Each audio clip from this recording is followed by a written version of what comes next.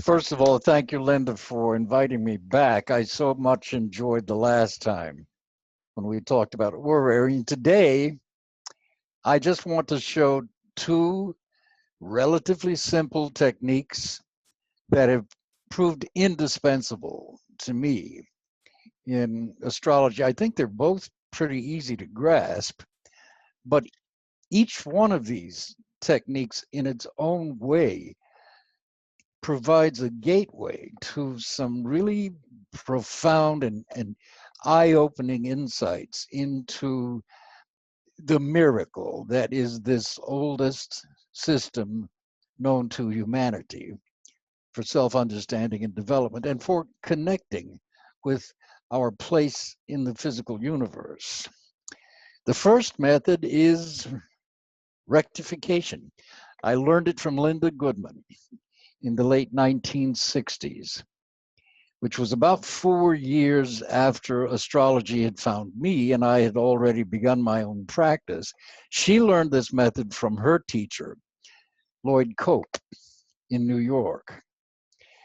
And it naturally led me to the second method that I'll show you today for reading the planet's degrees in the birth chart to accurately foretell and explore a life without using an ephemeris or anything else.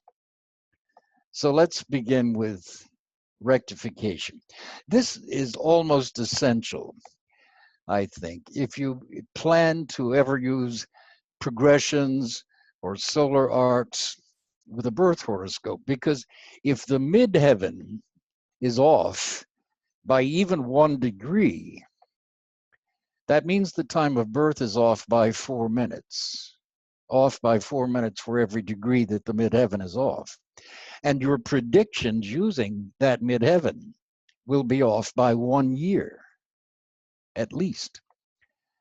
Now, if you don't have a birth certificate at all, you can't use this method, not with any reliability. Such charts without a recorded time of birth will always be speculative at best, no matter how good you are at rectification. Now, that does not mean that they are necessarily wrong. They might work very well in practice, but they are still speculative. Now, the reason that you rectify with the midheaven is that it's the fastest moving point in the horoscope. And once you have an accurate midheaven, which is based on the longitude of birth, east or west, then you calculate, or the computer does it for you, the ascendant for that midheaven from the latitude of birth, north or south. So in practice with this method, all you are doing is taking the midheaven at birth from the time that you're given from the birth certificate and moving it forward and converse in the zodiac to form aspects with the birth planets. And the number of degrees that you have to move the midheaven to form an aspect equals the number of years, or the age of the client, that the event or events shown by the aspect that the midheaven is forming will occur. And yes, you can give it an orb of, say, 6 months or so on either side. This, for example, is the horoscope of a man that I read for around 1970. He was the leading chemotherapist at UCLA. I was in his home. I had read for his wife. And some weeks later, he decided he wanted a reading, and they invited me out to Pacific Palisades. So I had set up his horoscope, and to check his birth time, I I asked if his father had had an accident or an injury to his head when this man was age 9. And his jaw literally dropped. He said, "You're psychic." I said, "No, I'm not. In fact, I'll show you in your chart. But did he have an accident to his head? And he said, yes, we were ice skating on a frozen lake in Michigan. And he fell and hit his head, had a brain concussion. And I said, were you 10? Were you 8? Were you 11? And he thought for a moment. He said, no, I was 9. So I showed him from his horoscope and explained that even though he didn't know anything about astrology, he knew that Mars was the old god of war. And that in astrology, I told him, Mars rules violence and accidents and injuries. And Mars down here was in Aries, which is the sign of the head and the brain. And it's in his 4th house, which rules the father. And the sun is also the father, and males in general. And Mars is also males. And Mars is 9 degrees from being exactly opposite the point directly overhead when he was born, if his birth time is accurate, the midheaven. So an accident or injury to the father's head at age 9. So by doing this process, moving the midheaven forward and converse, which is backwards, you should be able to identify 2 or 3 significant aspects and events at ages that are predicted by those aspects and that midheaven, and then you will know it's accurate. Now, sometimes it happens, in fact, it happens fairly often, that the time on the birth certificate is accurate. And that is despite what seems to be an obvious fact, that no nurse or doctor is standing there glancing at the clock on the wall to record the first breath. We presume that they note the time later, but nevertheless, for example, my own birth certificate turned out to be accurate when Linda showed me this method. And that was a valuable lesson for me to learn early on, because the birth certificate can be accurate. Very often it's also not. So using this method of moving the midheaven back and forth to make aspects, if the first event that you mentioned is correct, but the age is off, mentally adjust the midheaven by the appropriate number of degrees to make the age correspond to when the event happened. And then use that new midheaven to form more aspects and read new aspects and events. And events that correspond to hard aspects are generally more likely to be remembered. Things like a trine from the midheaven to say, Jupiter, did you maybe win a scholarship or take a major trip that year? Those things are very often remembered, but hard aspects are pretty fixed in the memory, like the father having a brain concussion. It really shouldn't take more than 2 or 3 events to get an accurate midheaven. And once you have that, you'll have an accurate midheaven and ascendant that you can use with progressions in solar arcs.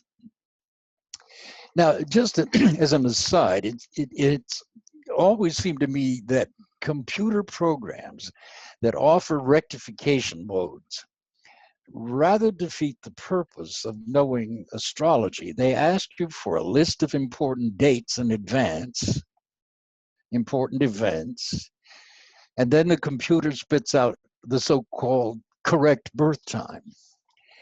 But we didn't have computers when I started. And I think that clients have every right to say, wait a minute, you're the astrologer. Aren't you supposed to be telling me these events? How do I know you're any good or astrology is any good if you can't do that? And that's the other reason I do this. And it's why the old astrologers always did this. Because at the same time that you are rectifying the midheaven this way to ensure that you have an accurate chart, you're also subtly performing some of the magic that people expect of astrology without belaboring the point or without turning the consultation into a mere fortune-telling session. And once you ask about something as specific as an accident to the father's head at age 9, the client immediately knows that you know what you're doing, and it instantly validates astrology. It also validates that chart for you as the astrologer. Now, obviously, not every chart is going to show something as dramatic as a father's brain concussion, nor does the midheaven alone show everything, or even necessarily the most outstanding events in a life. Not necessarily, but for the astrologer and for the client, it confirms astrology's accuracy, and more importantly, it confirms the time of birth, or it confirms the need to rectify it. So once you have an accurate midheaven for 2 or 3 events in the past, you can then move that midheaven up to the present age using 1 degree for a year, if you like, mentally. Move it up to the present age, forward and converse, to check to ensure that it is still accurate in the present within about 6 months or so on either side. Here we go. Let's do it. In this case, for instance, with the last degree of Leo rising, in fact, the last 2 minutes of the last degree of Leo rising, you almost have to rectify this chart to be sure that he doesn't have the first degree of Virgo rising, which he very well might. And there's only one way to know for certain, and that is through physical facts. Not personality traits like you have a strong, outgoing personality and you are a born leader. Donald Trump's chart is from his birth certificate at 10:54 a.m. And this time has a AA Rodden rating, which is named for Lois Rodden, whom I knew in Los Angeles, who was really the first to dedicate herself to compiling birth times of public figures by thoroughly researching them to determine their accuracy or their doubtfulness. The AA rating is the best availably sourced of them all. That doesn't necessarily mean it's accurate. It's just the most reliably sourced. So this birth certificate time for Donald Trump yields a midheaven of 24 Taurus 22. Now for Jamaica, New York, that gives him an ascendant of 29 Leo, 58 minutes.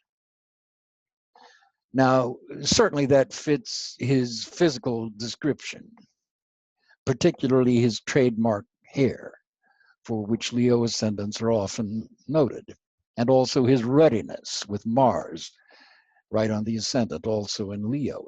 But this is so close to Virgo rising, just 2 minutes of 1 degree away, that you have to be sure. Otherwise, you can't use the midheaven or the ascendant in progressions or solar arcs. Because from his history and his behavior, when I first glanced at this chart, I thought, oh my gosh, we're going to have to rectify this, because he could certainly have Virgo rising and therefore be ruled by Mercury in Cancer, square that Libra Neptune in the 2nd house, because he's notorious, even infamous, for his exaggerations and lies and his cheating on marriages and his less than straightforward business dealings, which would correspond to Mercury, if it were his chart ruler, square Neptune. And in fact, those Cancer Libra squares are the only hard aspects he really has, other than his moon opposing his sun in Uranus. Mercury square Neptune and Jupiter retrograde square Saturn. And those squares absolutely describe Donald Trump's psychology and his business and legal and financial dealings to a T. But which is it, Leo rising or Virgo? You have to be sure. It is not enough to say that his ascendant is on the cusp. It is either in Leo or it is in Virgo. It is not in both. The best way to do this, to make this determination, is to see how this horoscope works out with his children. And this is where knowing classical astrology techniques helps you.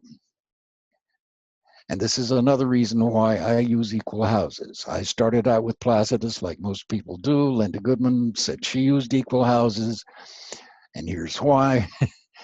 And the minute I tried it, I thought, got it. It doesn't take me long. Because these are physical facts. These are not personality traits that can be subject to debate. Now, as you may or may not know, but every astrologer should know, a man's first child is ruled by his fifth house. His subsequent children, if any, are described by the alternate houses, the 7th and 9th and 11th and 1st and so on.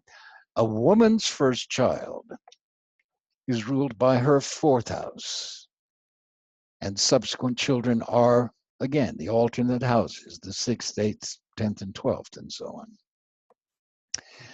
Donald Trump has 5 children by 3 wives.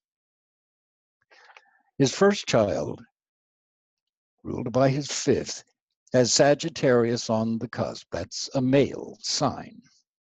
And Jupiter, which rules it, is traditionally a male planet, is in Libra, another male sign. And it's in the same house with Neptune, a female planet. Neptune in Libra, a male sign. Also in that house with Jupiter, the ruler of this child. So that is 4 significators for a male child and 1 for a female. His first child was Donald Jr. His second child, ruled by his 7th, has Aquarius, a male sign on the cusp. Saturn, which is the Chaldean planet that rules Aquarius, and you always start with the Chaldean planets of Aquarius and Pisces. Saturn is in Cancer, a female sign, with Venus, a female planet, and Mercury, a neutral planet. Both of those in Cancer, a female sign. So that is 1 for male, 1 neutral, and 4 for female. His second child was Ivanka. His third child is ruled by the 9th, with Aries, a male sign on the cusp, and its ruler Mars, a male planet, in Leo, a male sign, and Pluto, a female planet, in Leo in that same house. That's 4 significators for a male and 1 for a female. His third child was Eric. His fourth child is ruled by his 11th, with Gemini on the cusp, which is a neutral sign, and its ruler Mercury, a neutral planet, in Cancer, a female sign, plus 2 female planets in female Cancer in that house. So that is 2 neutral and 5 female significators. His fourth child was Tiffany. His fifth child is ruled by his first house, with Leo, a male sign, ruled by the sun, a male planet, in Gemini, a male sign. So that's 3 male and 1, just 3 males. What am I saying? Three male planets. And his fifth child was Baron. All right. This is why I use equal houses, again, because of its relative reliability in predicting the sex of children, and also in differentiating the left and right sides of the body, which are different for males and females. In male charts, the odd houses are the left side of the body, and the right side of the body in a male's chart are the even houses. It's reversed for women. In women, the odd numbered houses are the right side of the face or body, and so on. Intercepted signs do not work as accurately or reliably.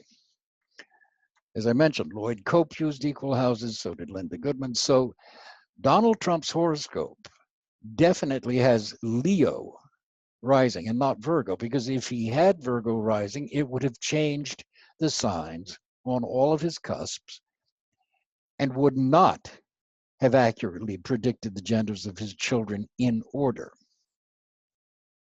Now, do all charts work out this precisely? No, not always. Sometimes more subtly. But they do predominantly enough to be useful. These are old rules. They have worked very well in my experience, certainly well enough to be included in rectification like we're doing here to get an accurate midheaven and ascendant. If he had Virgo rising, for example, Virgo rising instead of Leo, you would get, respectively, 3 female significators for his first child, which is false. For his second child, you'd get 1 female and 2 male significators, false. For his third child, you would get 3 female significators, false. For his fourth child, you would get 2 female and 1 male significator for his fourth child. That one would be true. And for his fifth child, you would get 1 neutral and 2 female significators, and that would be false. So you would be wrong in 4 out of 5 of his children, 4 out of his 5 children.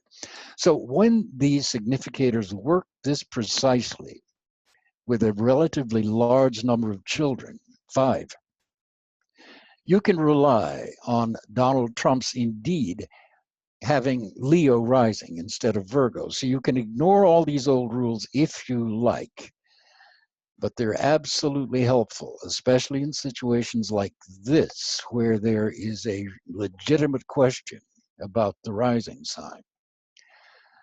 Now, you might, and I certainly would, also want to check his siblings in the same way.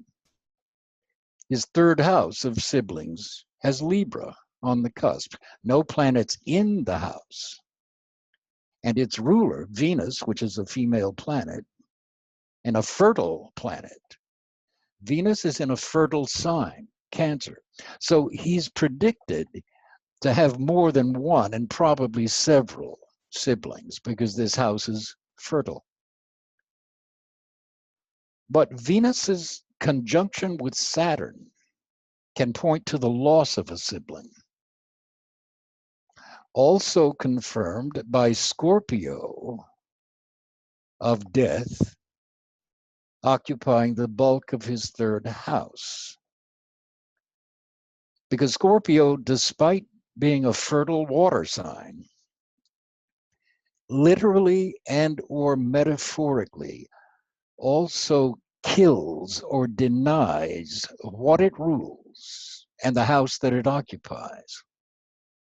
Yes, it transforms those matters, but it also kills them, literally or figuratively. So he is predisposed to have a number of siblings because of these fertile indicators, but also the loss of at least one. So let's start.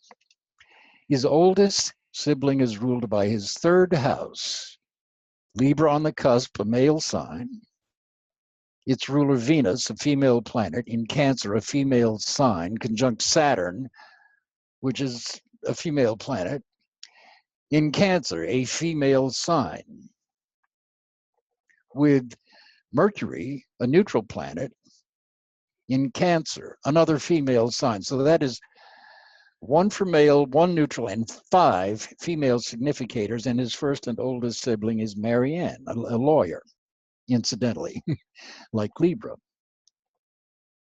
Trump's next oldest sibling is ruled by his 5th house, with Sagittarius, a male sign, on the cusp, and its ruler Jupiter, a male planet, in Libra, a male sign, and retrograde, which is significant. With Neptune, Jupiter is in the same house. Neptune, a female planet, retrograde, again, in Libra, a male sign. That's 4 male and 1 female significators. Frederick Jr. was 8 years older than Donald.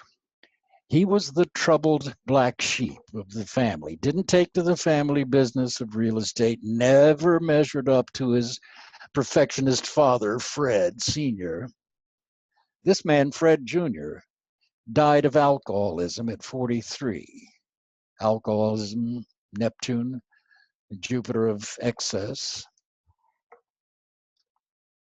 His significators in the same house there with Neptune, and square Saturn in Cancer, among other things. So there is Frederick Jr.'s frustrated or conflicted ambition and his early death from alcoholism. Trump's next oldest sibling is ruled by the 7th house. Now, we've already seen the rulerships for this house with Trump's daughter, Ivanka, but here they are again in connection with Trump's 3rd sibling, Aquarius, which is a masculine sign on the cusp. Saturn, its Chaldean ruler of Aquarius, in Cancer, a female sign, with Venus, a female planet, in Cancer, a female sign, and Mercury, a neutral planet, in Cancer, a female sign. That's 1 significator for male, 1 neutral, and 4 for female. Elizabeth Trump is this sibling. Trump's 4th and youngest sibling is ruled by his 9th house, with Aries on the cusp, a male sign. Mars rules it, a male planet, in Leo, a male sign, along with Pluto, a female planet, in Leo, a male sign. So that's 4 male and 1 female significators. And Robert Trump is Donald's youngest sibling. In fact, Robert was Fred Sr. and Mary's, his mother, Donald Trump's mother's last child, and that's a good thing.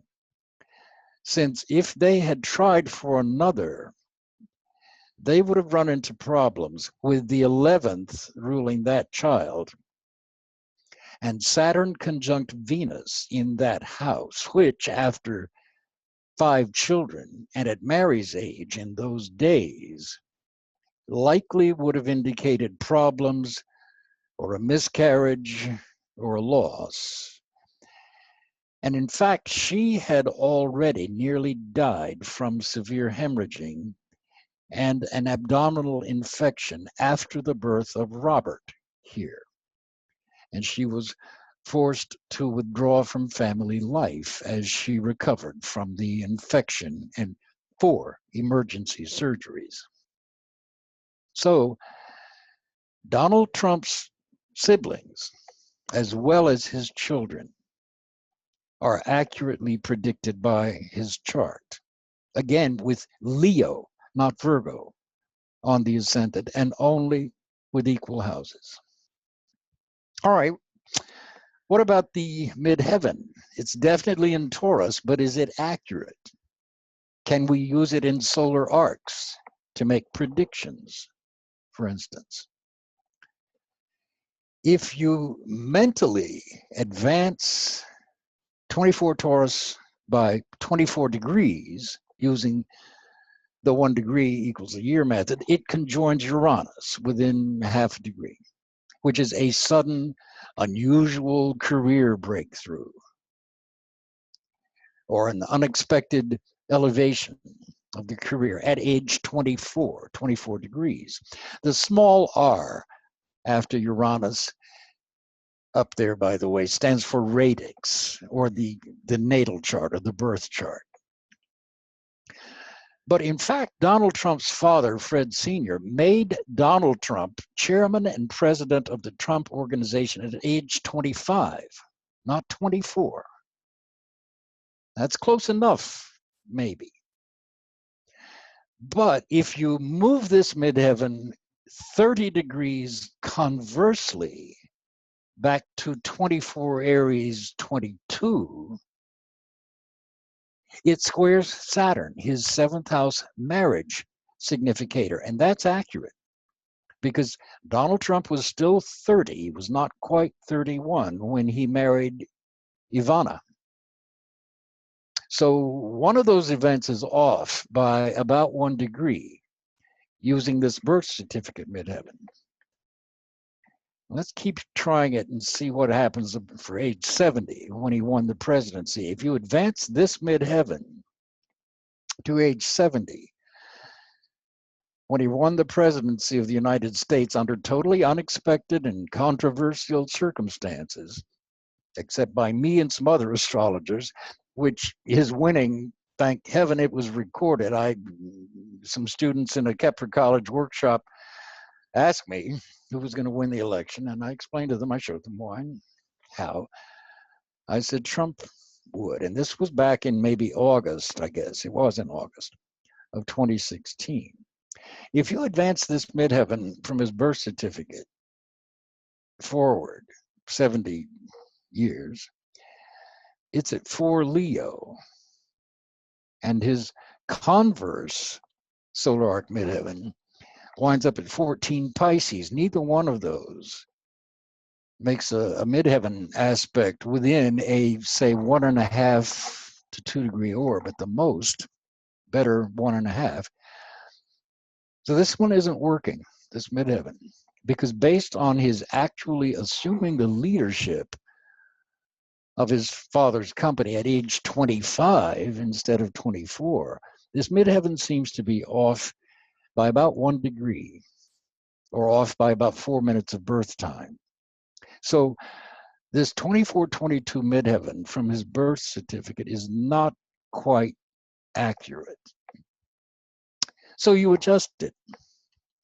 If we make his midheaven 23 Taurus, 23, and we try again, his forward and converse solar arc midheaven for all 3 milestones, one at age 25 when he became president and chairman of the Trump Organization, as well as for his first marriage to Ivana at age 30, as well as his ascendancy to the presidency of the United States at age 70, are all exact within the orb required for solar arcs, as I'm going to show you. Now, again, remember that not every major event in life is going to show through the forward and converse solar arc midheaven alone. They may show up through forward and converse ascendant, or through other planets' solar arcs, or through transits. But with rectification, you're only looking at the midheaven at this point to derive the most accurate midheaven and ascendant. So if his true midheaven is at 23 Taurus 23, then at age 25, not 24 as with his unrectified midheaven, at age 25, this rectified midheaven now conjuncts his birth Uranus at exactly the age when his father elevated him to chairman and president of the Trump Organization, that unusual, remarkable ascendancy at age 25, barely out of college. Also, if you advance that revised midheaven, that rectified midheaven, forward and converse to his age 30, this rectified converse solar arc midheaven squares Saturn, again the ruler of his 7th of marriage, in Cancer of the home and the family, which is when he married Ivana and started his family, took on those responsibilities. If you advance this rectified midheaven by 70 degrees forward and back at age 70, when he unexpectedly, to some, won the election to the presidency, his rectified converse solar arc midheaven squares natal Uranus. The sudden, unusual, unexpected, and dramatic career burst. And by the way, that same square to Uranus from that midheaven predicts an equally sudden, unusual, unexpected, and dramatic end to that presidency. Just as marriages under squares to Uranus are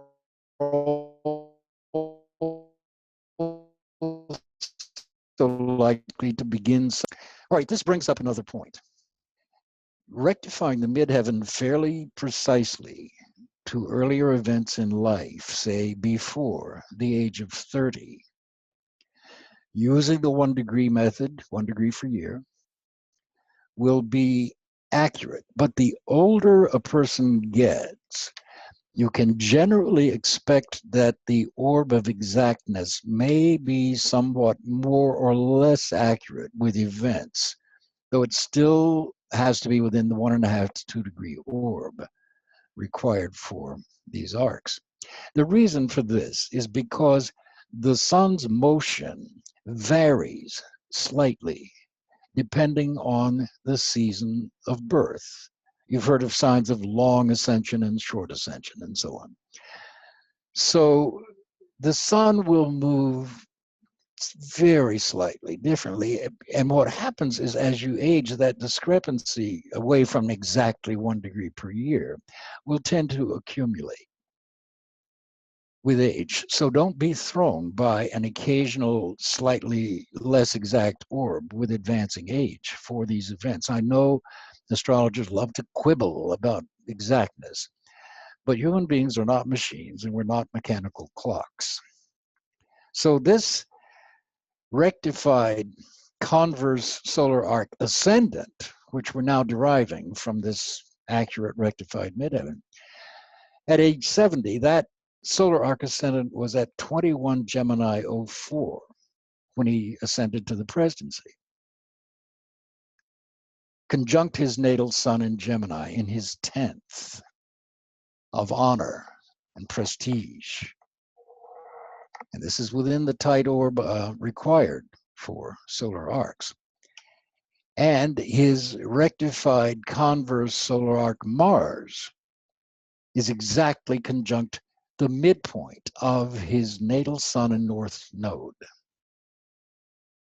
And his north node, incidentally, at birth is exactly at the midpoint of his natal sun and Uranus.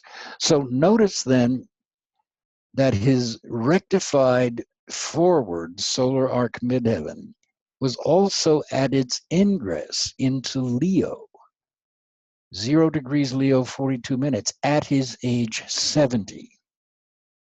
A major and dramatic change in his career status and prestige, the presidency.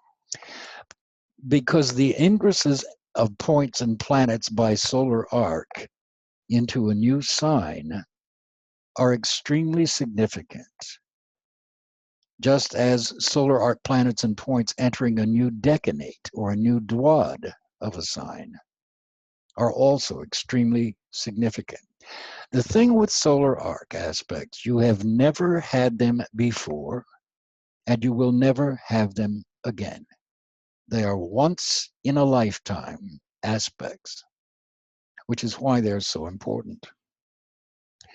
So this rectified midheaven works with the ages of known actual events. No debate. So that means with rectification that Trump's actual birth time is 10:50 a.m. instead of 10:54 a.m. Now, that doesn't seem like much, but it means being as exact as possible in your projections or your predictions, rather than potentially a year off or more, using his midheaven and ascendant. It's only 4 minutes of birth time, which is not illogical considering that nurse noting his time of birth. And because of Trump's latitude of birth, it only changes his ascendant from 29 Leo 58 to 29 Leo 11. But it changes his midheaven by 1 whole degree, which is indeed significant in predictive work.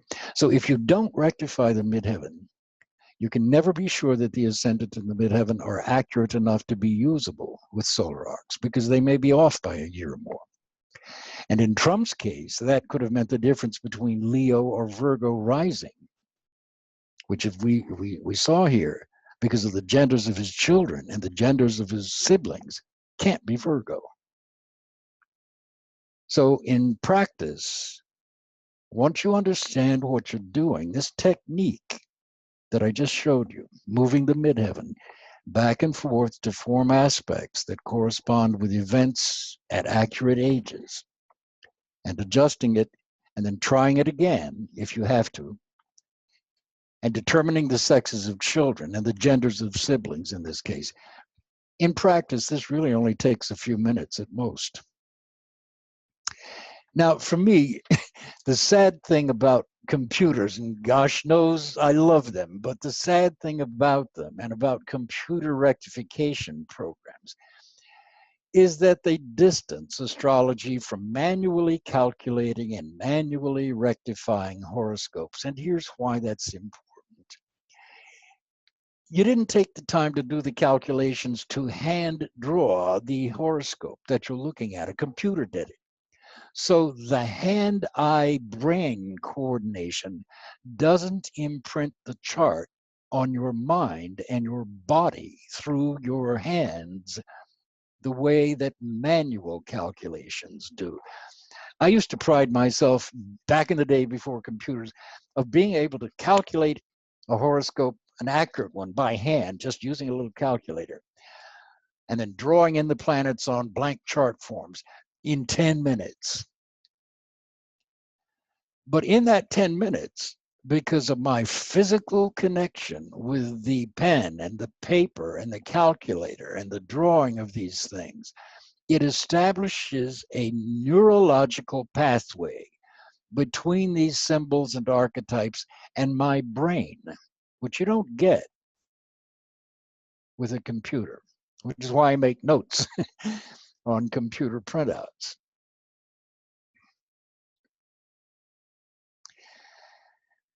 I guess with computers spitting out horoscopes and spitting out rectifications, bypassing the physicalization of that information, with each generation, these old techniques fade away, and the millennia of observations and knowledge behind them, because fewer and fewer astrologers use them or even know about them, tends to rob the practice of astrology of some really valuable information.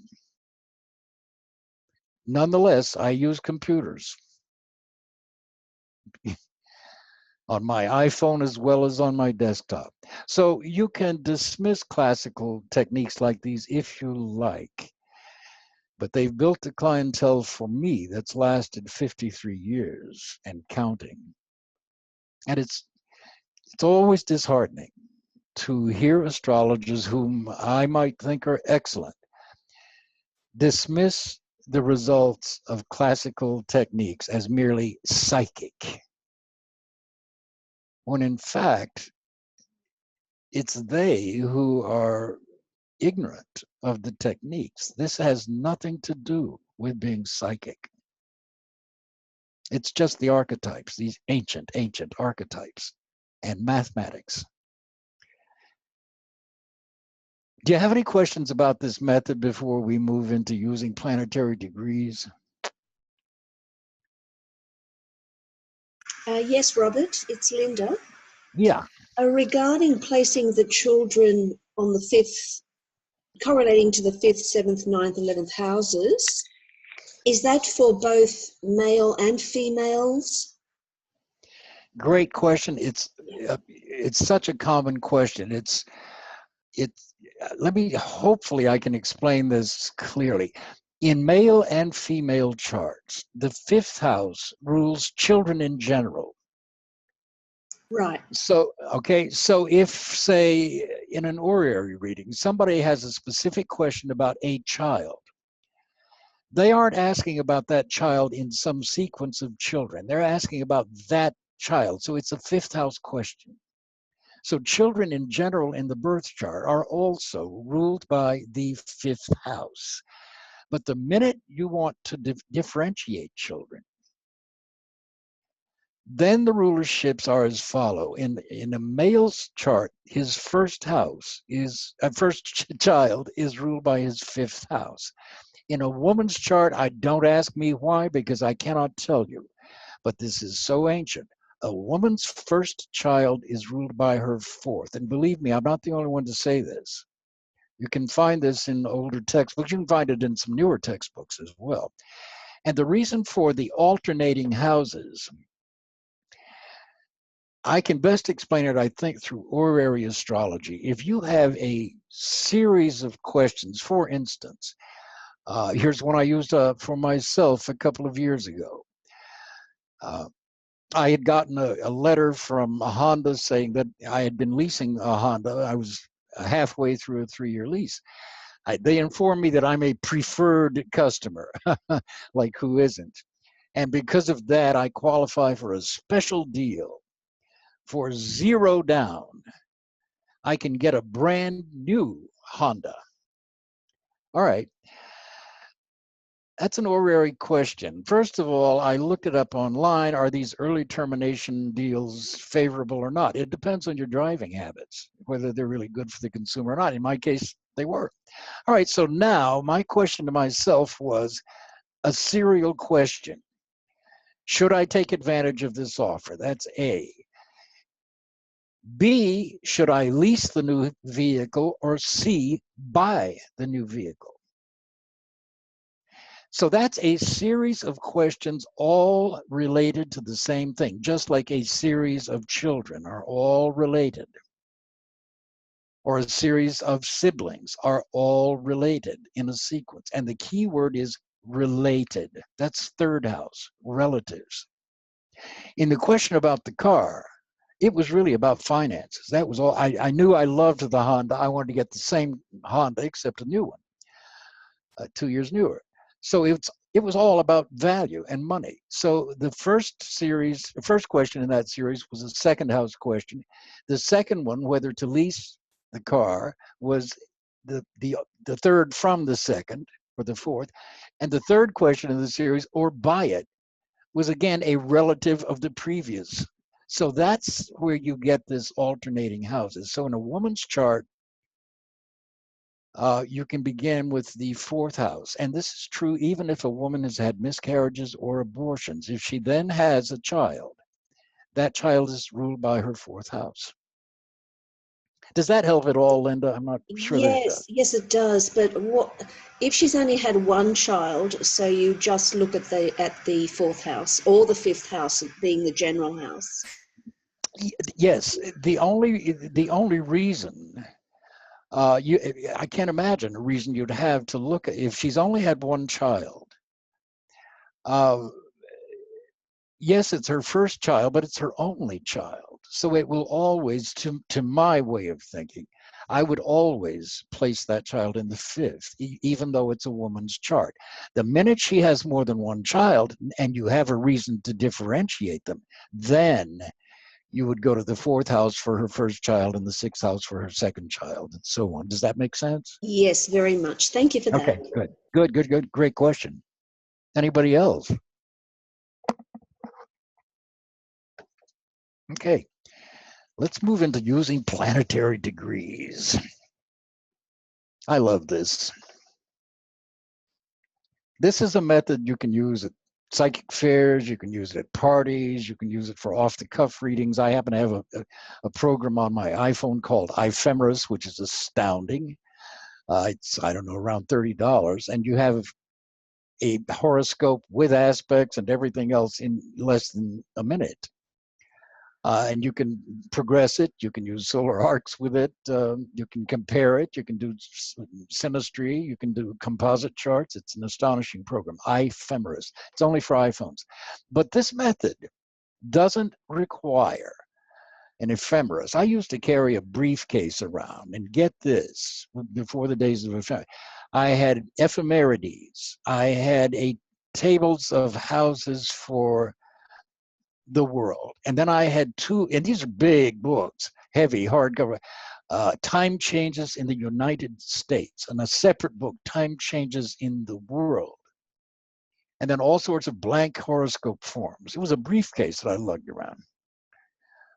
Those days happily are over. But here's how you do this. I'm going to start with Shakespeare, who said this, but he stole this metaphor from Petronius back in Nero's day. And Petronius probably stole it from some ancient Egyptian, the way that the Romans stole a lot of things, including Cleopatra from the Egyptians. Nevertheless, the theater is a good metaphor for reading horoscopes because the allusions to theater neatly contain every essential element of astrology. The houses, for example, the houses are all the world, the stage, or a film studio with sound stages scattered around the lot, and each sound stage housing various sets and lighting where the scripts are acted out and filmed. The planets are all the men and women, merely players. Just as in real life, where people make their entrances and exits with the transits. And we dynamically act out the planet's characters within ourselves, too, playing many roles in our time. The signs are the script, the stories that portray comedies and dramas on the stage and in our lives. In every story, every sign has a purpose, has a beginning, a middle, and an end.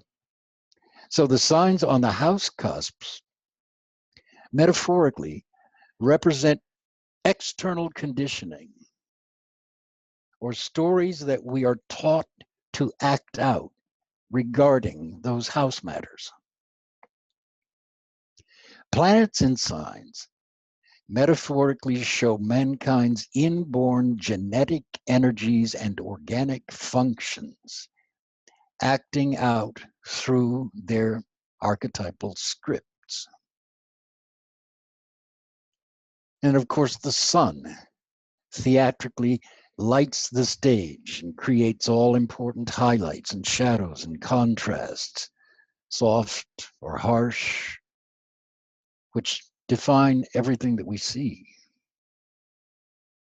So everything that you need to read an entire lifetime for a client or for yourself is already right in front of you in the horoscope. Now you can refine your readings with transits and solar arcs and progressions and other techniques, but not today. So put aside the ephemeris and just take note of what's already right in front of you in the horoscope, plain as day. And students in my workshops know this phrase by heart. Make something out of everything you see. And if you fail to see something in the chart, it's because you didn't think to look for it. So the fault, dear Brutus, is not in our stars, but in ourselves. Make something out of everything you see. This horoscope shows you a wealth of valuable information at a glance. And you can give an insightful and amazingly detailed life reading and consultation without ever opening an ephemeris if you know the essentials of astrology. So I'm about to show you some techniques using degrees that you can use immediately. These methods provide an excellent overview of the horoscope. for any reading, really, for your client, for you, depending on the purpose of the consultation. And they're really an excellent starting point for more detailed readings. They let you, these techniques, thoroughly study a client's horoscope within the dynamic context of their actual life experiences at specific ages, which, when you say them, they know those things to be true. So these techniques can give meaning to experiences in a much larger context that clients or even you may never have realized or thought about before. They also, these techniques aid in rectification.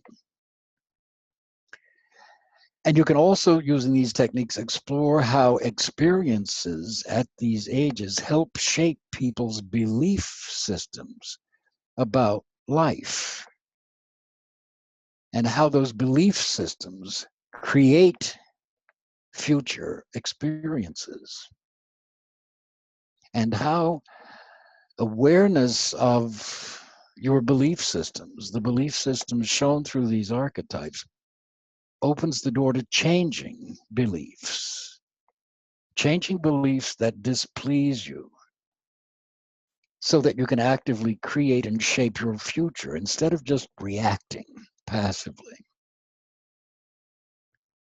Now, some astrological information is objective and astronomical. For example, the positions from ephemerides, transits, degrees of aspects or angles. Some is entirely symbolic, secondary directions, progressions, for example, solar arcs. Those things have no basis at all in astronomy. They're symbolic, not that they don't work. So you have to ask, is astrology just the power of suggestion, or do symbolic astrological archetypes actually manifest in real life? And if they do, how do they? Show me, prove it. And this is one of the reasons why rectification and going into the past is so valuable, because the power of suggestion doesn't have any sway over past events. They either happened or they didn't. And those events in the past either had meaningful ramifications or they didn't. So using planetary degrees, as I'm about to show you, simultaneously accomplishes two goals. They validate astrology and your professionalism for the client because they are accurate and they are instantly verifiable. They also naturally lead to in-depth discussions of the horoscope's archetypes and make clients conscious of how and when their archetypes are particularly active in their lives, past, present, and future. So first, the degrees occupied by planets at birth provide incredibly useful and practical and metaphysical information at any stage throughout life. Second, the degrees of angular separations between planets at birth yield still more enormously helpful developmental information.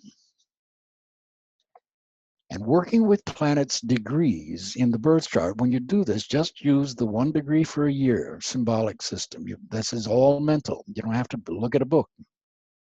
1 degree equals a year. You can start with any planet in the horoscope that draws your eye, if you like, but it's always interesting to begin with the planet in earliest degree. And here's the key. Planetary archetypes are strongly active during the age corresponding to their degree at birth, and some 6 months on either side. Additionally, study the planet's archetypes and degree age and include the house or houses that it rules, and any planet or planets that it disposes of or rules, and include the planets decanate and duad. All these things will give you greater detail and subtlety about events and trends and forecasts for specific ages. So let's look at this following chart, see what we can do. This is a chart of an actor that I read for a lot of years in Hollywood, and I keep notes on clients. So I know a lot of details about this man's life that save me hours of having to research and verify some public figure's life and still not be able to confirm as many details. So here, for example, the planet of earliest degree is the moon at 3 Aries.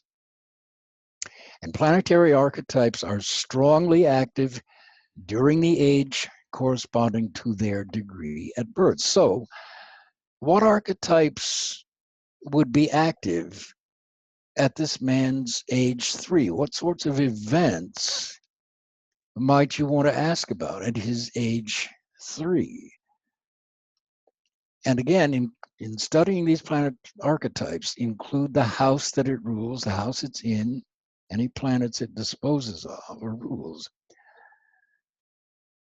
So I want to keep moving to get through all this. Normally, I would ask you, and I will anyway, what the heck? What would the moon in the 3rd house at age 3, do you think, off the top of your head, just instantly without thinking, mean? Sibling. You got it. Birth of a sister. You got it. That's how it works. In keeping with the players on life's stage, entering and exiting one's life. This man's sister was born at age 2 3/4. Now, new start, moon in Aries, near the 4th. That may sound like a cliche, but look what you can do with it.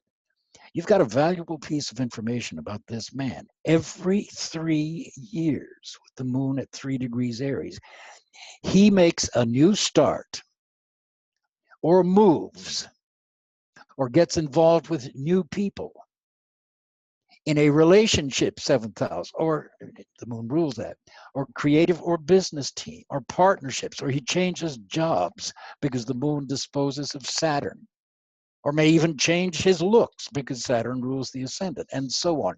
But get that cycle, 3 years, every 3 years. It's important. You can multiply and divide the birth degrees to get additional ages that the planet's archetype is active. So his moon in Aries archetype is active at all these ages. And now you know why this man, and you can say it's in his 3rd house of the mind. So you can say this guy's mind never stops. It never looks back. He is always, sometimes to his detriment, ahead of himself. All these ages, you've got this moon archetype active. And I say et cetera at the end because that Aries moon is always optimistic. Now, some years, obviously, are going to be more strongly impacted by the planet's archetype than other years from major transits, for example. So his sun in Libra, that archetype in his chart, is active at ages 8.5, 17, 25.5, 34, and on and on. This idea of multiples of these degrees is important. So is dividing them. His midheaven, for example, is, let's say, 28 Libra, divided by 2. It was also active when he was 14.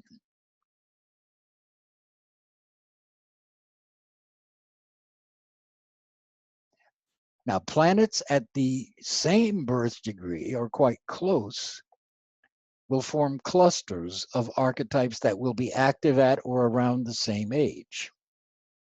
And these clusters obviously are also triggered by transits.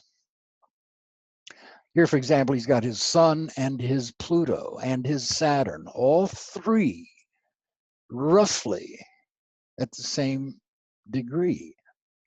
So any planet transiting any one of those planets is also aspecting the other two. And they will always involve the natures of these three planets and the houses that they are in those cycles. All right, so years or ages when two or more planetary archetypes are simultaneously dynamic by degree multiples, these are especially significant and sometimes hidden. Let me show you what I mean. His moon is at 3 degrees Aries and his birth sun is at 8.5 Libras. So look at the ages when multiples of his moon and multiples of his sun degrees are simultaneously active and dynamic.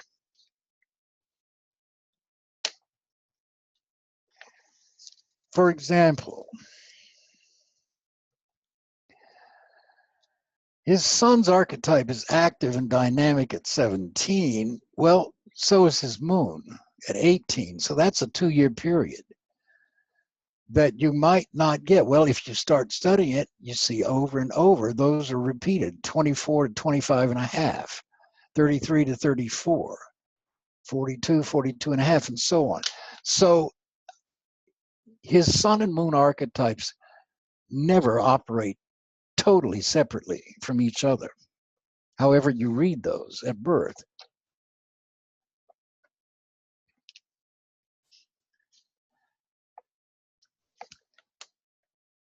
And they always carry those house meanings at birth.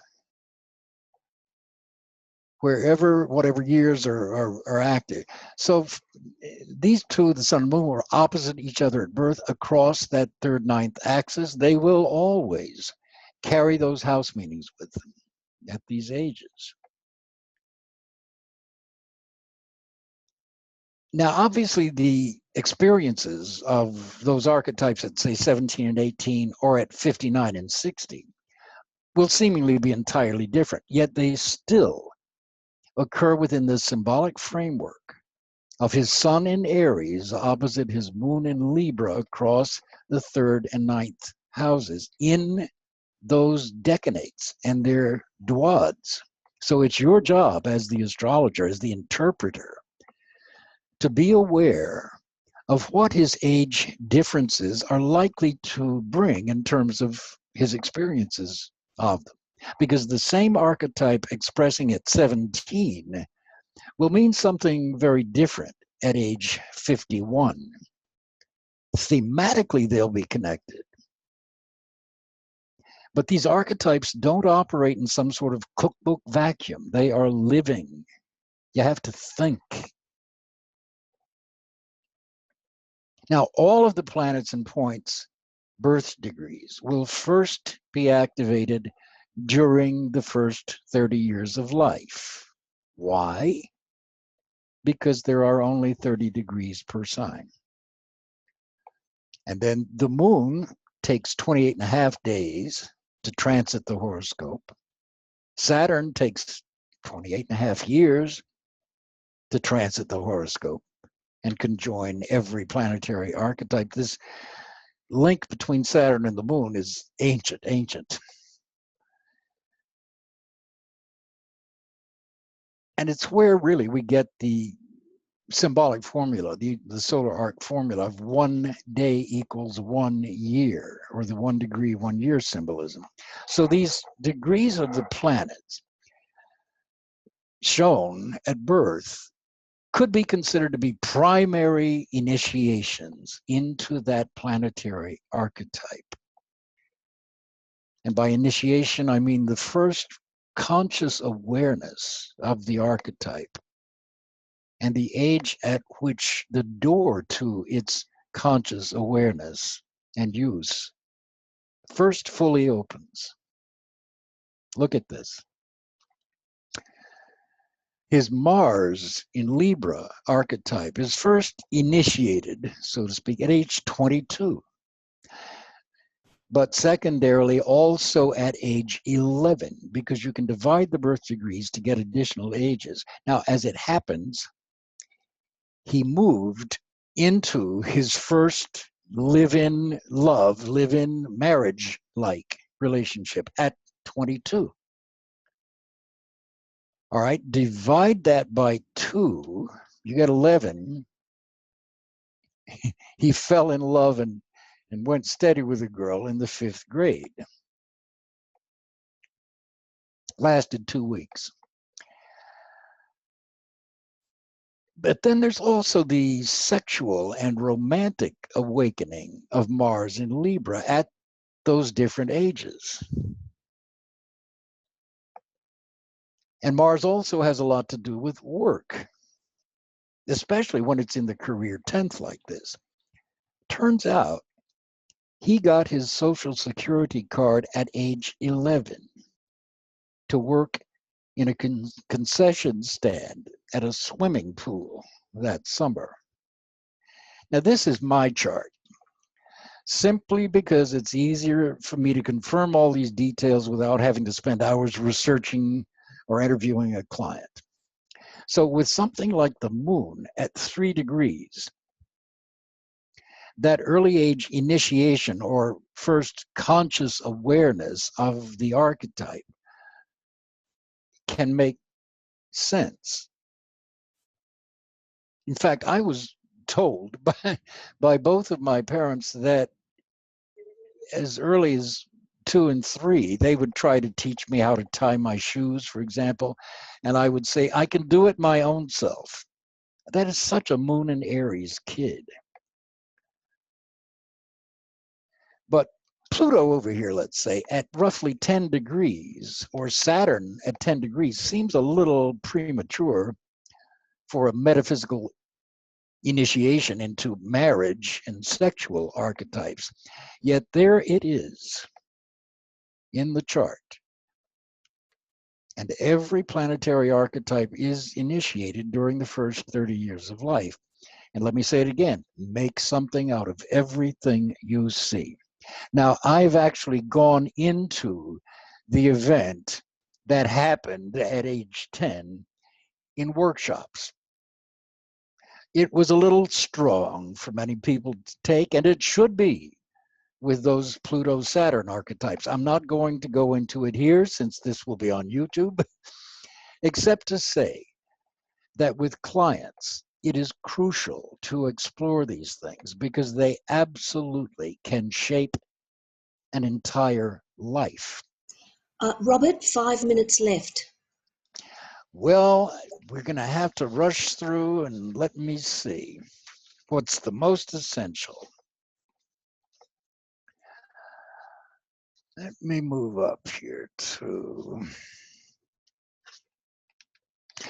This is an important consideration. The sun's first aspect after birth, what you are outwardly meant to do in life, and the sun's last aspect before birth, what your mother experienced while you were in utero. Also important ancestral and reincarnational themes. In my case, it was the sun conjunct the moon.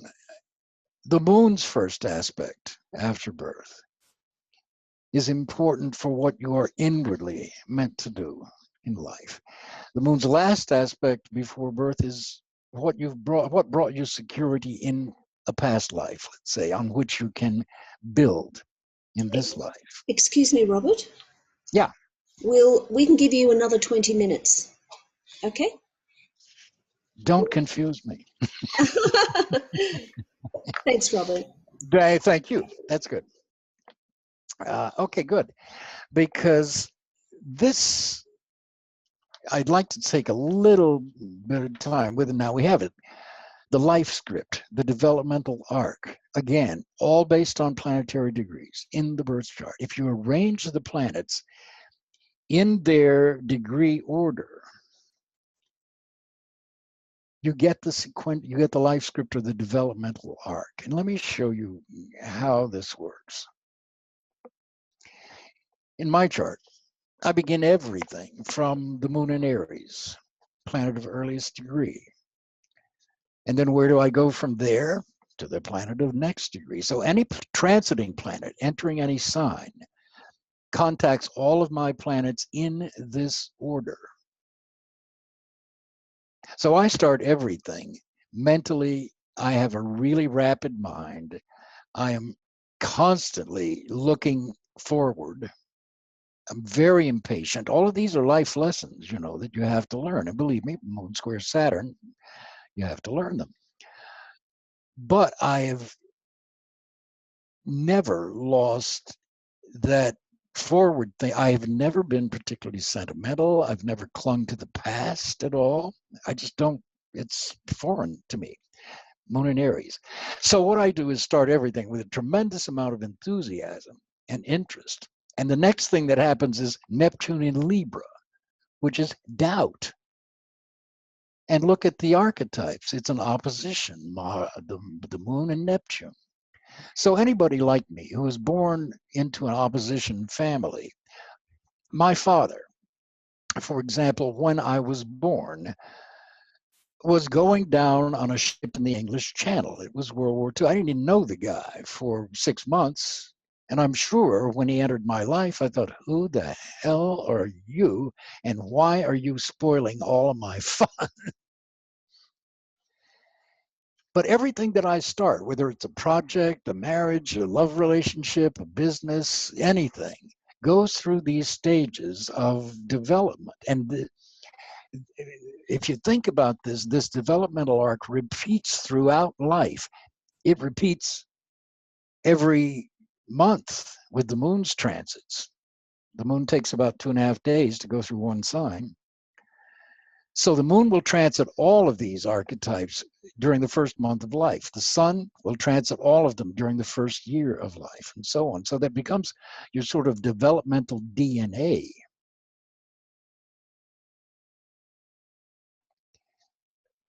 So let's see here. Let me go to another.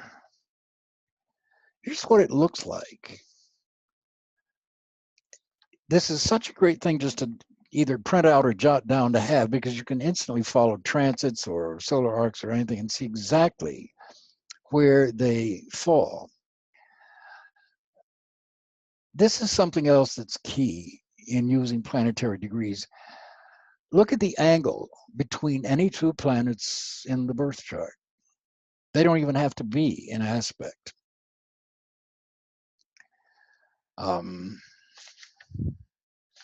I mentioned this, I think, in the beginning, but let's look at it a little bit of detail, because, again, using this symbolic 1 degree for a year method, you have to ask, how far from exact are these two planets, and which planet, the one in earliest degree, has to do the moving symbolically to make the aspect exact, and how many degrees does it have to move to make it exact, because that will give you the number of years. So it's, again, a cycle.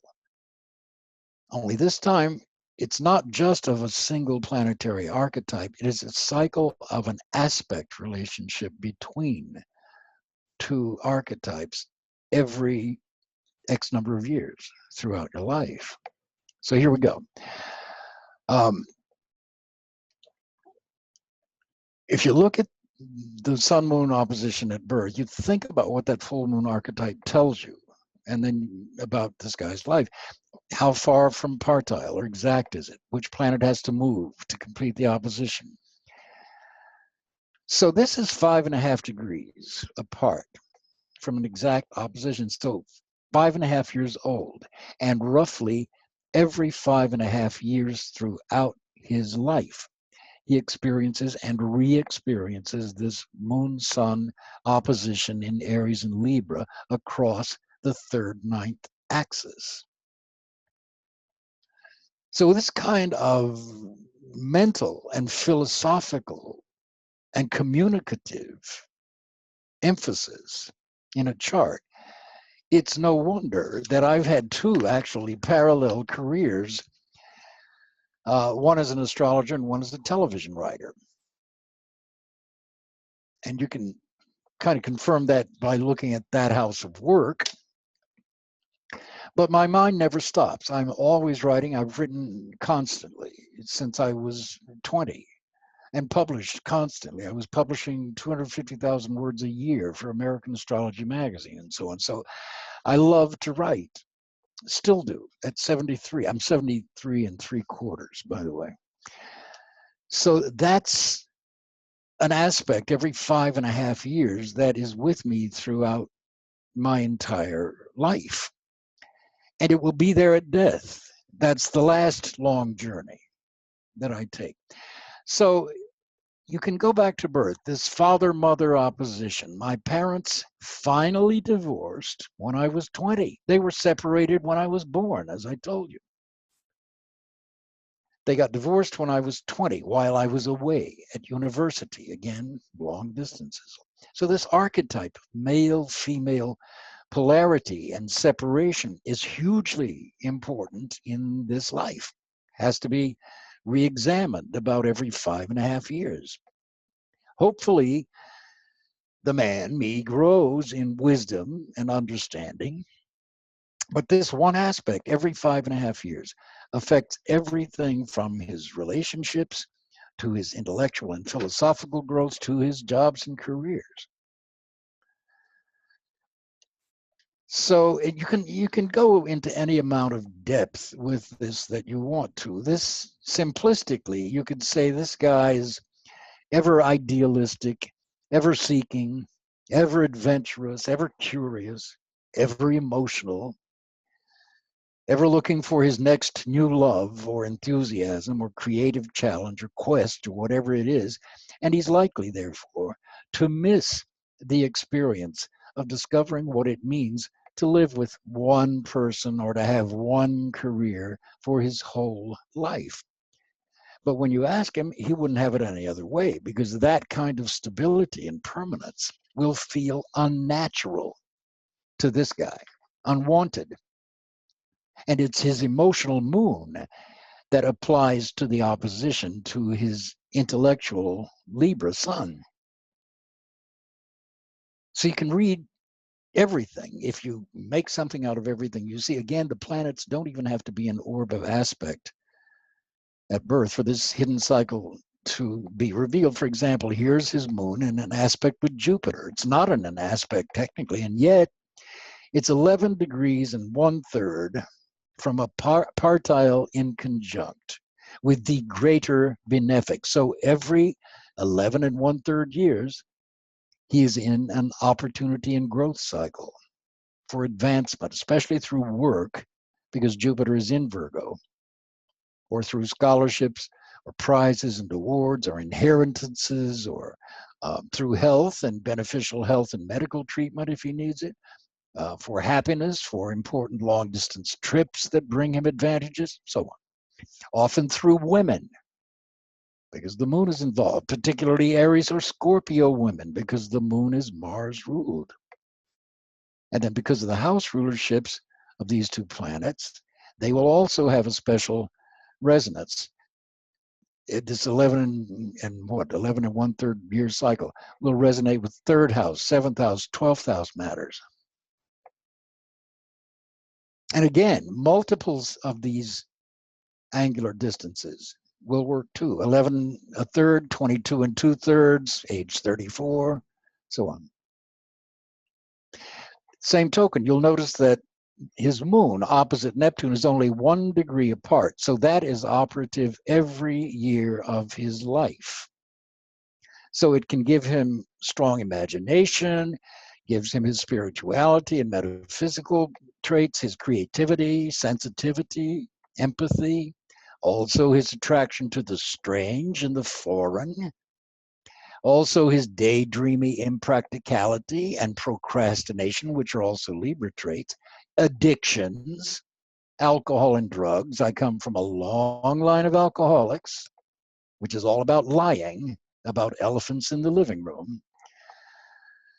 And all of this is in that grand cross with Saturn. So these are the kinds of challenges in staying organized and on top of responsibilities and handling money, all of these things that will be with me throughout my life,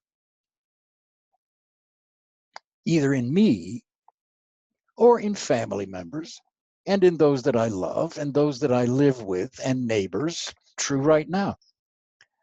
Fortunately, that Saturn trines Venus and sextiles Jupiter, which helps tremendously financially and in close ties and so on.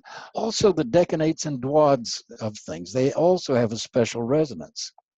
Just look at the Mercury. It's in the Taurus decanate, the, the third decanate of Virgo. So it always carries with it that Taurian stability and tenacity and thoroughness and stubbornness and the eye on the dollar that it might otherwise lack, as well as all of the artistic inclinations of Taurus's love of beauty and its love of comfort. And since Taurus rules the fifth house here, you can say that everything connected with the fifth house, namely creativity, for example, speculation or working with children and so on, is carried along with this guy's sort of technical, scientific, critical, philosophical, exacting Mercury and Virgo. So these things all begin to link up in very individualistic ways. Mercury's dwad here, for example, it's in the Gemini dwad. So again, you can add all of these meanings to that archetype, which is Mercury's archetype active every 24 years in his life, or every 12. So as I said initially, I love these techniques. If you're reading at psychic fairs, at parties, or using ephemeris on your iPhone like this. You know, there was a movie years ago, speaking of all the world's a stage, and then we're done. It was called The Impossible. And it was about this Australian family, Linda, vacationing in Thailand over Christmas. The family is swept away in this devastating Indian Ocean earthquake in 2004. It killed some 230,000 people. The 8-year-old son, at the end of this thing, is looking at the stars on a sand dune. He's lost his family. There's a camp of survivors around a campfire, a little bit behind him. And this old woman approaches him very quietly. And she asks if she might join him. And she sits down beside him. And finally, she asks if he enjoys looking at the stars. And he tells her that he's trying to find the constellations. And after a while, she says to him, so many of those stars are dead. And they died so long ago. Did you know that? But they're so far away that their light is still traveling to meet us, only just now. And this boy says, how can you tell which ones are dead? And she says, you can't. It's a beautiful mystery, isn't it? Gorgeous. So make something out of everything you see. I would say, do you have any questions? I don't know that we have time for any. Oh, we can make the time. Does anyone have any questions? I had a thought about that. Oh gosh, now I've got to find the right words to use because it's all very new. But that last technique that you were showing us, the degrees between the planets. Yes. And the aspects repeating in multiples. You could actually compare two charts together, right? Like a couple. And, you know, you could like with your husband, you go, uh-oh, he's going through this again. You know what I mean? Every 5 years, uh-oh. Do you know what I mean? Yes, I see what you're saying. Absolutely. Absolutely. Yeah. I think as you explore, especially these degrees with the planets, as you use you'll find incredible and very easy uses for them. I have anyway. They just never cease to amaze me. Robert, I have a question. Yes. So I was thinking, I have the Sun and Mercury in the third house. Sun is 17 degrees and my Mercury is 27 retro, and I have 3 siblings. I have 2 older sisters. And then when I was 25, I had another sister came into my life. So, I was thinking, okay, 27 Mercury. I mean, maybe the midpoint of those two planets. Or It certainly could be. Although, again, it doesn't necessarily. It certainly can. Well, it can apply to brothers and sisters like mine did. But that also will bring into connections with those archetypes the houses that the Sun rules and Mercury rules, which will be 3 different houses. So matters and people related to those houses are likely to be very prominent or important at those 27 and 17? 17. Mm-hmm. Yeah. And then the other question I had is, if I did multiples, let's say we just take my sun because it's a funny number, 17 Sure. degrees.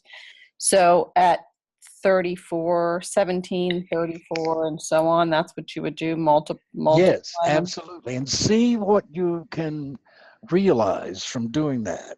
Also divide it by 2 and get, 8.5. Right. Okay. All right, thank you. Because, it's interesting with that 3rd house sun, for example, 8.5, you might have won some sort of prize or award at school or some kind of recognition at school. Did you ever speak before groups or speak in classes like that? No, but I probably won some awards like in athletics or something. Okay, good. Yeah. Yeah. Mm-hmm.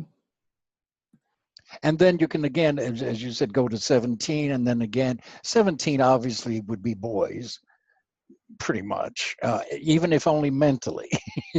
Right. And then 34 again, as you get older. I love doing this. I find in myself, and I don't know about you, all of you, these archetypes and these aspects, I love my heart aspect. And I do grow and I do solve them. And it feels great to solve them. And then when another transit or some kind of cycle comes over them and I begin to have another issue or challenge in my life, I think, wait a minute, this is exactly the same thematic problem, except on a higher level, a wiser level, but it's still there. Does that make sense? Yeah. Yes. I have one more question, Robert. Somebody else might have one though. So, but okay, if I think of my earliest degree planet, that would be 13 degrees Uranus. Robert, would you like me to put Wendy's chart up on the screen? It would be very helpful, yes. Great. If you could stop your share. Okay. Okay, top red section. Great, just one moment. Oops. Can you see the chart? I can. Can you boost it up a little? I'm 73 3/4. All right. That's it. Thank you. Okay, here we go. How's that? It's fine. It doesn't matter to me whether these are equal houses or not. So I think the earliest degree in a planet is 13 degrees. Let's see. 4th house. Yes, it looks like it to me, yes. Unless we were looking at asteroids, which... Well, wait a minute. Yeah, okay, which I wouldn't yet. You might get... Yeah, so it's interesting. To me, when, your mentality is so separate from everybody. You are such your own woman. And you always will be. And you're incredibly talented and I think creative. You mentioned athletics with the Mars, especially in the 5th. That makes sense. Mm-hmm. But you will preserve your own separateness. Even when you're in a relationship, you will. And this will bug the hell out of people who don't get it. Because there's something very threatening to your autonomy about people trying to manipulate you, sway you, deflect you from what you see for you. You are a visionary, my dear. Yeah. Well, the reason why I asked, so I can't remember now what you say. You say you look at the the planet that's got the lowest degree, and then you go to the next degree planet. Yeah, for example, in terms of developmental, that's what you were saying, right? yes. So, for example, with you, the very first thing I would think that you would start with is, how can I find a way to be of service that is different from everybody else? That's not hard. Yeah. You see, because you want to be Uranian, but you want to serve with your Uranian. So this is one of the aspects that can make for a really fine astrologer, for example, a natural astrologer, because it is analytical in this sign of Virgo. Yeah. And yet it is never do you read a lot? Yeah, I love books. And I think a lot. I'm definitely very analytical, although I am pretty emotional, but yeah, too. Well, we can look at, other things like, the moon and so on, Venus, but with this, there's always trying to find, this may sound strange. You are very much do you have 2 psychic guides? Do you know? Oh, more than that, yeah. Okay. I work as an intuitive, yeah. I'm not surprised to hear more, because you are constantly in touch with this level of consciousness and awareness. And it's a heaven gift. It's a wonderful gift. People who may not understand it, but you are constantly drawing on. It's way more than past lives. It's not even that. It is so encompassing. Is this Wendy I'm talking to? Yeah, yeah. Okay. It is so broad and so encompassing. When you walk into, and if you think about it, even for a moment, Wendy, you could be in a car somewhere and park at a stoplight, and suddenly you become aware of all of the people, the thousands of people who had to study engineering to build the car in front of you, or all the architects who had to study to build these buildings and pave these roads and string these electrical lines and on and on and on. It's an amazing. Yeah, I live in a lot of different worlds. Yes. Yeah. And I don't know, but I would hope that you're right. Oh yeah, I do. I haven't published anything yet. I'm kind of on the slow end of it, but it's okay. It's coming. But you really, really, this is a wonderful gift. But anyway, so that's, other people bore the hell out of you, Wendy. It's the truth. That's not necessarily true. I Well, love people, but mundane. That's okay. I Thank don't you. deal well with mundane stuff. That's the thing. Yeah, little chit chat, all of that kind of. Yeah, yes. Yeah. I'm sorry. Bored was maybe not the right word. That's okay. Yeah, your interests are so different from most people's, and so much vaster, really, and very, very spiritual, very compassionate. My God, do you live in the States? Yeah. Then you must be going through hell with what's been going on with the immigrant children, because this is one of those kinds of issues that would just draw all of this compassion and worry and concern. Yeah, I've learned to, being compassionate and detached. I'm too empathic. If I stay there, I won't be able to function. Yeah, it's exactly true. Thank you. I was just curious about the numbers. Yeah, it's just, you will always be a Uranian in many, many ways. So, Robert, would you like to end off now? It's fine with me, yeah. Sign off. So, any final comments? I just hope that you will take these techniques and try them in your own charts and in the people that you read for. And as you do, you will get more confident in them, and you'll go deeper with them and really begin to draw the treasure that they offer without even having to open a book. It's all there. Wonderful. I've made 4.5 pages of notes, and I can't wait to get started. Thank you, Linda, so much. This is always such a pleasure to get with your group. Oh, thank you so much, and we must have you back, so we're looking forward to that. I'll be in touch with you by email. And so would you all please thank Robert Glasscock, everybody. See you next time, Robert. Thank you, Linda. Robert. Thank everybody. Come back soon. Thank you. Soon. Thank you. Wanda, I miss you. We Bye. love you. Okay. Good to see you. Bye, Thanks. everyone. Bye-bye.